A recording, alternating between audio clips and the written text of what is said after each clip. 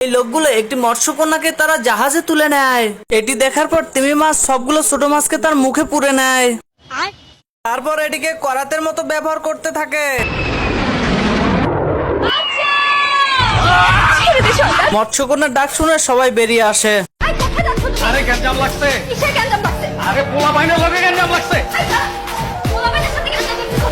কি অক্টোপাসটি কচ্ছপের লেজ ধরে টান দিতে থাকে এবং তাদের মুখ থেকে কামানের গোলা বের হতে থাকে। হেলিকপ্টার মাছগুলো একের পর এক কাঁকড়া ফেলতে শুরু করেছে জাহাজে। আর মরণের চুলকানি উঠছে। এই কথা বলে অক্টোপাস জাহাজের রেলিং ভেঙে টুই মাথায় দিয়ে জুতা পরে ড্রাম বাজাতে শুরু করে।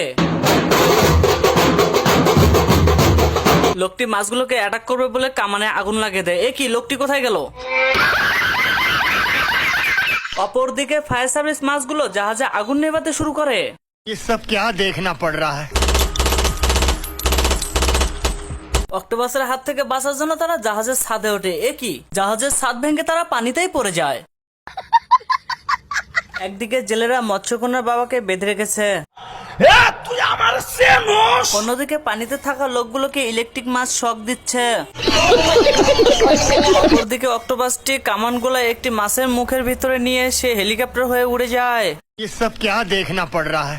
তারপর সে অক্টোপাসটি জাহাজটির উপর হামলা করে। কি হামলাতে সবগুলো লোক মারা গেল, কিন্তু এই লোকটি এইভাবে অজ্ঞান হয়ে গেল। অপরদিকে আগুন নেভানোর কাজ অনবরত চলতেই আছে। আজ আমার সব ধারণা পাল্টে গেছে। আইতাছে তোর বাপে, বাইরে তোর কপালে একটা আমি উষ্টা মারুম। নৌকাটি হাতে নিয়ে দূরে ছুঁড়ে মারে। হাতে থাকা লাঠি দিয়ে পানিতে ঘূর্ণি তুলে অবশেষে সে নৌকাটি নিয়ে পানির নিচে তলিয়ে যায়। এত কিছু পর অবশেষে মৎস্যকন্যা ছাড়া পায়।